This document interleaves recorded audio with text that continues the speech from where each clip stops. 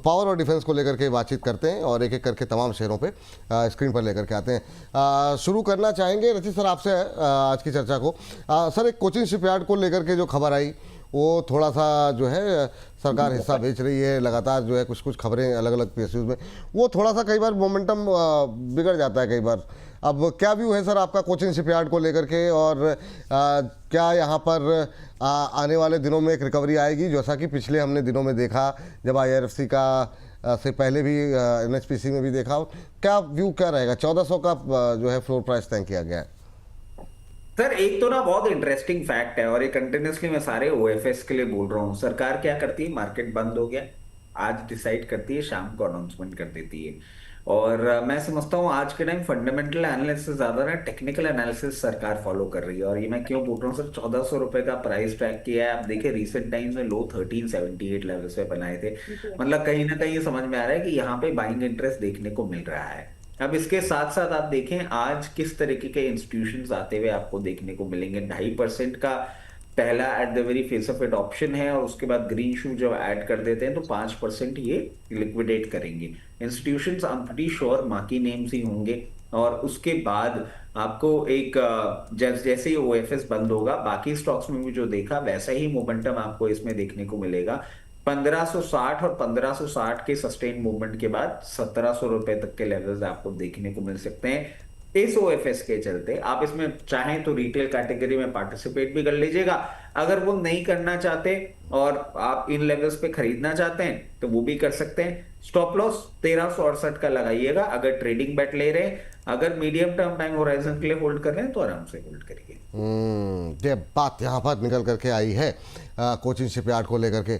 अम्बाला में मज़ागांव को लेकर के काफ़ी क्वेरीज अब आ रही है, लगातार हमारी चर्चा में भी है। जरा एक बार फटाफट एक छोटी सी टिप्पणी, लोअर लेवल से थोड़ी सी रिकवरी है इंट्राडे लेवल पे, क्या व्यू रहेगा आपका? ऑलराइट, तो सबसे पहले एक बात मैं समझाना जरूर चाहती हूँ विपुल जी कि जितने भी डिफेंस, मरीन या फिर कोई भी ऐसे काउंटर्स है वो ट्रेड वाले काउंटर नहीं है। So please align your expectation with these counters. आपको बाय करके होल्ड करके जाना पड़ेगा और थोड़ा बहुत पैसा हमेशा आपको 10-5% का इतना बचा के रखना पड़ेगा कि अगर आपके कभी भी स्टॉक 10-12-5% तक टूटते हैं तो आप वहां पर ऐड कर सके। Please have understanding about this, क्योंकि ये काउंटर समय डिमांड कर रहे हैं आज के टाइम पर, आज के प्राइस एक्शन के बेस पर। आप कोई भी स्टॉक उठा लो। अब टू बी स्पेसिफिक, मज़गांव जो कि 2538-40 के आसपास के रेंज पे चल रहा है, इस भाव पर बाय कर सकते हैं, कोई प्रॉब्लम नहीं है, but you go to hold it. और 2800 से लेकर के मैं आपको एक ही, अगर 2800 इज लाइक 3 महीने का टारगेट, बट 3500 ऐसा टारगेट है जो कि आप 2 साल के अंदर आराम से देख पाएंगे। आप अपना स्टॉप लॉस मैनेज कर लीजिएगा 2300। 23 का क्लोजिंग बेस फिलहाल स्टॉप लॉस रखो। अगर ट्रिगर होता है या फिर वहां पर कोई और दूसरा व्यू बनता है, एवरेज करना चाहिए तो वो बताएंगे, बट फिलहाल के लिए 2300 should be your stop loss. चलिए, तो ये बात यहाँ पर निकल करके आई है। और मज़गांव के बाद एक और अगला GRSC ले लेते हैं प्रदीप सर से। प्रदीप सर, देखिए एक और शिपिंग क्षेत्र से जुड़ी कंपनी, क्या व्यू लग रहा है सर आपका? विपुल जी, स्टॉक में मुझे लगता है कि बने रहना चाहिए। अभी भी देखिए थोड़ा बहुत सेलिंग प्रेशर यहाँ पे आपको आते हुए दिखाई देंगे। 2707 एक बार लग रहा है कि 2650, उसके बाद 2615, ये 2 लेवल पे एक्यूमुलेशन करते रहना चाहिए। और जिनके पास ऑलरेडी है स्टॉक, बने रहना चाहिए। नेक्स्ट मैं बेचूंगा 3200 3400 के आसपास। मुझे लगता है कि वो भी प्राइस में आपको मूव आते हुए दिखाई देंगे। It will take some time. एक एक करके आप देखेंगे डिफेंस में एक ट्रेंड चल रहा है। पहले तो शिप बिल्डिंग में SCI चला, उसके बाद कुछ टाइम पे अपोलो माइक्रो भागा, उस टाइम पे पारस थोड़ा प्राइवेट में पारस भागा। तो GRSC का भी अभी टाइम आया नहीं। It will take some time definitely, no doubt. Fundamental बहुत बढ़िया लगता है, तो यहाँ से थोड़ा बहुत कंसोलिडेशन 1-1.5 महीना मैक्स टू मैक्स पॉसिबल है। उसके बाद फिर से आपको sharp move and all time high आते हुए दिखाई देंगे। होल्ड करने का बने रहने का सलाह होगा। चलिए ठीक है, ये बात यहाँ पर निकल के आई है।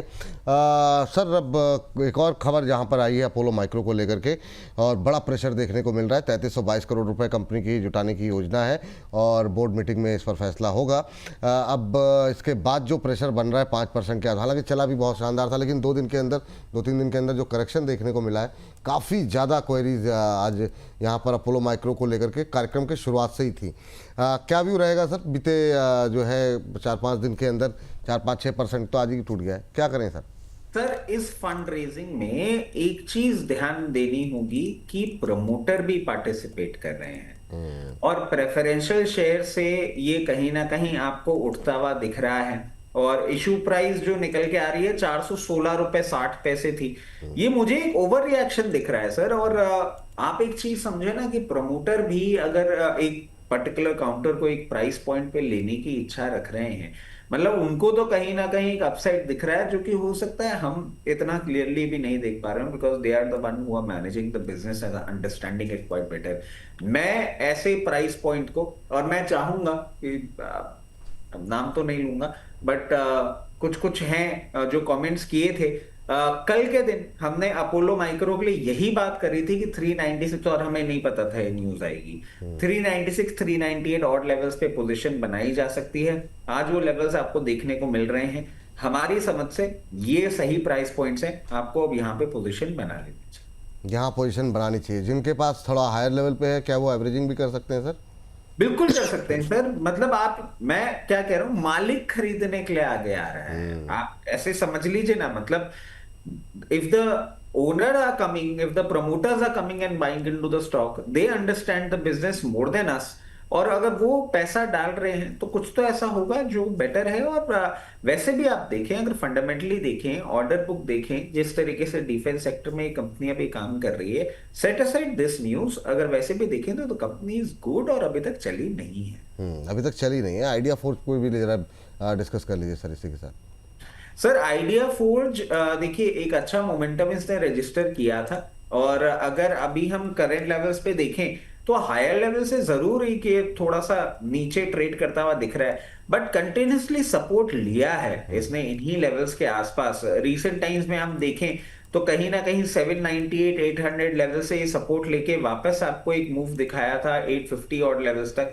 कोई प्रॉब्लम नहीं दिख रही है। जिनके पास पोजीशन है बने रहें, जिनके पास नहीं है स्टैगर्ड मैनर में बनाइएगा 800 रुपए तक। अगर आप इसको शॉर्ट टर्म ट्रेड के तौर पे देख रहे हैं तो 768 का स्टॉप लॉस होगा। सबसे पहला टारगेट जो हम नियर टर्म में देख पा रहे हैं 864, और 864 के बाद 920। और अगर आप मीडियम टर्म के लिए होल्ड करते हैं तो बने रहें 1020 1040 ऑन कार्ड्स। हाँ चलिए, तो ये बात यहाँ पर निकल करके आई है। माला मैम, एक दर्शकों का सवाल है, इसको हम लोग कवरेज में ज़्यादा रखे नहीं। कृष्णा डिफेंस करके कंपनी है, ज़रा एक बार देख लीजिए। और पावर में इरिडा पे काफ़ी क्वेश्चन हैं, वो आपके लिए ही हैं। वो फिर वहीं पे 128 29 से वापस घूम गया, 125 के आसपास आ गया। ये नहीं चल रहा मैम, क्या करें?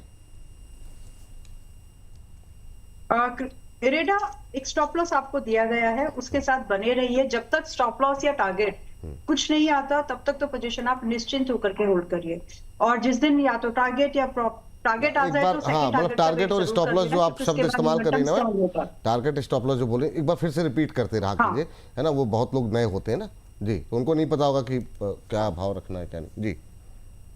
अच्छा ठीक है, मैं ये मान के चल रही थी जिनका सवाल है उनको पास पोजीशन होगी तभी पूछ रहे हैं। नहीं तो एनीवेज जी, तो अभी यहाँ से जो टारगेट आपके हैं इरेडा में वो 150 से 170 के हैं, और जो आपकी बाइंग है 126 127 इसके पास की आपकी बाइंग है, उसके लिए आपका स्टॉप लॉस 110 का आपको सजेस्ट किया गया है। उसको साथ ही पोजीशन को होल्ड करिएगा। इनफैक्ट किसी को बाय करना है, अभी प्राइस रेंज वही है, बाय कर सकते हैं। रही बात, आपने एक और दिया था स्टॉक कृष्णा डिफेंस। ठीक है, सो एक बार चार्ट आ जाए तो अच्छा है। ओके, तो 1280 के पास में भी है। अगर पोजीशन नहीं है तो यहाँ पर एक बार इनिशिएट किए जा सकते हैं। आपका स्टॉप लॉस यहाँ पर मेंटेन कर लीजिएगा, 1120 का छोटा स्टॉप लॉस रखिए जितना हो सके। और अपसाइड के लिए आपके जो टारगेट स्टार्ट होंगे वो 1:2 1:2.5 का यहाँ पर रिस्क रिवॉर्ड आराम से बन सकता है। तो 1600 रुपए के टारगेट के लिए करंट प्राइस विच इज 1280 इसके पास बाइंग कर सकते हैं। ठीक है, ये बात है कृष्णा डिफेंस को लेकर के। अब इन्होंने शायद खरीदा था, उन्होंने भाव कुछ बताए थे, मेरे दिमाग से निकल गया। कोई बात नहीं, अभी के लिए सर इतनी राय जो है रखिए, बाकी आगे। अंबाला मैम 1 बजे भी रहेंगी हमारे साथ, तो रहेंगी ना मैम? कोई कंफ्यूजन तो नहीं है? मतलब मैं पूछना भूल गया था। हाँ नहीं, वो मैं बताना भूल गया था आपको ना, मैं सामान्य तौर पर बता देता हूँ, तो इसलिए जो है मेरे दिमाग से मिस हो गया था। कोई बात नहीं मैम। तो चलिए, अच्छा रचित सर को बड़ी खुशी हो जाती है किसी चीज पे। हाँ, प्रदीप भाई की तो उम्र है, उनके साइड से तो परेशानी नहीं है। हाँ, अब क्या मैं ये भी मानूं कि आपकी भी वही उम्र? नहीं, मेरी याददाश्त से कोई समस्या नहीं है। मैं इस अंबाला मैम पे मुझे भरोसा था कि वो रहेंगी, ट्यूसडे Can उनका I फिक्स डे say है। something here? हाँ मैम, हाँ बिल्कुल Am I मैम, allowed? ये मुंह तोड़ जवाब आप ही दे सकती हैं, मैं Am तो। I allowed? हाँ जी मैम। आप भूल गए घुटने में चोट लगी थी ना 2-3 दिन पहले। हाँ वाह वाह वाह, आप भी इन्हीं के साइड होकर के, बहुत शानदार मैम, अद्भुत अद्भुत अद्भुत, बहुत शानदार। नहीं, घुटने में तो है दिमाग, उसमें कोई समस्या नहीं है। लेकिन चलिए बताइए, चलते हैं प्रदीप सर के पास। प्रदीप सर, एक तो नहीं, ये इसको इट जस्ट अरे मैं उसी, अरे रचित जी उत्तम मत जस्ट अ लिटिल। हाँ हाँ अच्छा मैम, इतना तो मतलब थोड़ा बहुत बचा है। मैम पहले बोल देती है, टाटा बाद में पावर, क्लैरिफाई बस करती है। बस बस, टाटा पावर पहले तो लेते हैं सर। 400 से आ गया 375। प्रदीप सर क्या करना चाहिए जरा बताइए। 375 पे नहीं चल रहा है, पूरे पावर में थोड़ा सा एक सुस्ती का माहौल देखने को मिल रहा है। तो टाटा पावर पे और पावर ग्रिड दोनों पे जरा नजर डालिए, क्या करना चाहिए। पावर ग्रिड 285 के आसपास है, और इन दोनों में बेटर क्या लग रहा है? बिल्कुल जी, देखिए टाटा पावर ही, मैं टाटा पावर के साथ जाना पसंद करूंगा, लेकिन बहुत ही स्लो चलेगा। जिनके पास 12-15 मंथ एंड वो व्यू है, तो ही आप टाटा पावर जैसे स्टॉक में इन्वेस्ट कीजिए। वैल्यू जोन में आ चुका है, अभी इन्वेस्टमेंट करने का बिल्कुल राइट टाइम है। 375 380 is a very good zone, बिल्कुल यहाँ से बाई करके जा सकते हैं। स्टॉप लॉस मेंटेन करूंगा 335 के लेवल पे। टारगेट अगेन आपको 425, उसके बाद 480 तक आते हुए दिखाई देंगे। और वो इन नौकरी इन्फो एज में अपर सर्किट लग गया, एक बार देख लीजिए। वाह बहुत शानदार। तो नौकरी पे जो है अपर सर्किट लग गया है। यहाँ पर ज़रा एक बार स्क्रीन पर लेकर के आ जाइए, और 1126 का भाव अभी देखने को मिल रहा है। यहाँ पे ख़रीदारी की सलाह जो है दी गई थी, और यहाँ पर 1135 का फर्स्ट टारगेट था, तो अभी अपर सर्किट लग गया है। 1135 का फर्स्ट टारगेट दिया गया है, उसके नज़दीक काफ़ी आकर के रुका है। अब सर्किट खुलेगा 1126, तो यहाँ पे सर्किट खुलेगा तो फिर उसके बाद से लक्ष्य पूरे होते हुए दिखाई देंगे। नज़रें रखिए, धुआंधार प्रदर्शन जो है यहाँ पर हमारे एक्सपर्ट्स के द्वारा किया जा रहा है। 2 टारगेट दिए गए थे, 1135 1215, स्टॉप लॉस 1015 का। बहुत शानदार शानदार प्रदर्शन। जी सर, अगली कंपनी जो थी उस पर बात हो गई सर, पावर ग्रिड को लेकर के? नहीं, पावर ग्रिड को लेके बात नहीं हुआ था। पावर ग्रिड विपुल जी अभी 285 के लेवल पे है, और ये इसका भी हाल सर मतलब कंसोलिडेशन रेंज में फंसा हुआ है लंबे टाइम से। अब देखेंगे सिंस सितंबर 9 2024 से आज तक कंसोलिडेशन रेंज पे ही है। 9 नीचे आपको दिखाई देंगे, 9 ज्यादा आपको ये स्टॉक ऊपर आते हुए दिखाई देंगे। It will take some time generally. अब आई थिंक ये स्टॉक फिर से आपको एक बार 318 आते हुए दिखाई देंगे। 6 महीना 8 महीना टाइम लगेगा। तो जिनके पास इतना लंबा व्यू है, आप बने रहिए, कोई प्रॉब्लम नहीं, लेकिन यहाँ पे इमीडिएट लेवल पे कुछ नहीं होने वाला। अच्छा प्रदीप सर, हालांकि समय नहीं है, लेकिन फिर भी आराध्या हल्दर जी का सवाल आया है आपके लिए, और कह रही है नमस्ते विपुल जी, प्रदीप जी से पूछे, बैंक 20,603 पे लिया हुआ है, टारगेट क्या होना चाहिए प्लीज? और 2 बार प्लीज लिखा है सर, मोटा बोल्ड करके। प्रदीप जी से ही पूछिए, शॉर्ट टर्म व्यू है। फिर इमोजी भी बता दीजिए कौन सा लगाए हैं। अब सर हर चीज़ आपको थोड़ी बताई जाएगी सर, पब्लिकली, मतलब हालांकि उन्होंने पब्लिकली कमेंट किया है, लेकिन ठीक है। प्रदीप सर, संक्षिप्त टिप्पणी सर। जी विपुल जी 605 के लेवल पे है, मुझे लगता है कि उनको बने रहना चाहिए। 560 के लेवल पे स्टॉप लॉस होगा। टारगेट यहाँ पे आपको 645, उसके बाद यहाँ पे ऑल टाइम हाई आते हुए दिखाई देंगे। बहुत बढ़िया स्ट्रक्चर है। उन्होंने आई डोंट नो कि बाइंग प्राइस कितने पे लिया है, लेकिन बने रहना चाहिए। बताया मैंने आपको 603 पे सर, आप भूल जा रहे हैं। जी सर, जी बने रहना चाहिए विपुल जी, कोई प्रॉब्लम नहीं दिखता है मुझे। वो सर आपने इमोजी पूछा, उन्होंने वो जो मोहब्बतें में जो वो पत्ते नहीं उड़ाते शाहरुख खान, और वो जो उड़ते रहते हैं, उस टाइप के पत्ते कुछ लगाए हुए हैं। तो चलिए आगे बढ़ते हैं, और अगली टिप्पणी अंबाला मैम के लिए। अंबाला मैम, एक तो अरे रचित सर का नंबर था ना सर, पारस डिफेंस आज आप ले लीजिए। मैं बैक स्टेज में बैठा नहीं नहीं, आप फ्रंट से दीजिए, समय ज़्यादा हो रहा है। अब जो है हर्ष बाबू आ रहे हैं। पारस डिफेंस और अदानी पावर, आप ये दे लीजिए। और एक तेजस नेटवर्क पे मैम, अंबाला मैम आप थोड़ा सा रेडी रखिएगा, फ्रेश एंट्री की कहाँ होनी चाहिए, और एक डिफेंस से कोई आपको सवाल पूछते हैं। सर सर देखिए, बहुत क्लियर केस है। आज जो हम पावर में एक करेक्शन देख रहे हैं, इससे मैं एक चीज और आपको ऐड कर देता हूं कि पावर के ना कुछ कुछ नए मोमेंटम स्टॉक्स भी हैं जो देखने को मिल रहे हैं, और एक फेज ऑफ कंसोलिडेशन दिखा रहा है आज पावर इंडेक्स। मुझे कोई प्रॉब्लम नहीं दिख रही है। पारस डिफेंस में पहले हमने जो स्टॉप लॉस था वो 1080 का रखा हुआ था, अब उसको ट्रेल करके 1180 कर दिया है। अभी भी पारस डिफेंस में मैं एक अच्छा अपसाइड देख रहा हूं। यहां से जैसे रिवर्सल दिखाएगा, हल्का सा एक सप्लाई पॉइंट है 1360, उसको क्रॉस करने के बाद 1440 की तैयारी कर रहा है। जो भी करना हो, 1180 का क्लोजिंग बेसिस स्टॉप लॉस आप लगा के रखें। अडानी पावर सर पूरा पावर स्पेस जो है ना वो परफॉर्म नहीं कर रहा है, इसमें भी कोई बहुत ज्यादा उम्मीदें नहीं करनी चाहिए। एक रेंज ऑफ कंसोलिडेशन में है, 210 का डाउनसाइड है, 236 238 का अपसाइड है, इसी रेंज में चल रहा है। पावर से हम हायर लेवल पे एक बार थोड़ा सा दूर होके बैठ गए थे, अभी भी कहूंगा थोड़ा सा टाइम दें, अभी पावर नहीं चलेगा। अभी पावर नहीं चलेगा। चलिए मैम, एक तो आप बीडीएल ले लीजिए, काफ़ी लगातार सवाल बने हुए हैं बीडीएल को लेकर के, काफ़ी लोगों की रिकमेंडेशन भी रही, वो थोड़ा सा जब पिटता है शेयर तो काफ़ी सवाल हो जाते हैं, तो बीडीएल ले लीजिए और बीएल पे भी कवरेज ले लीजिए।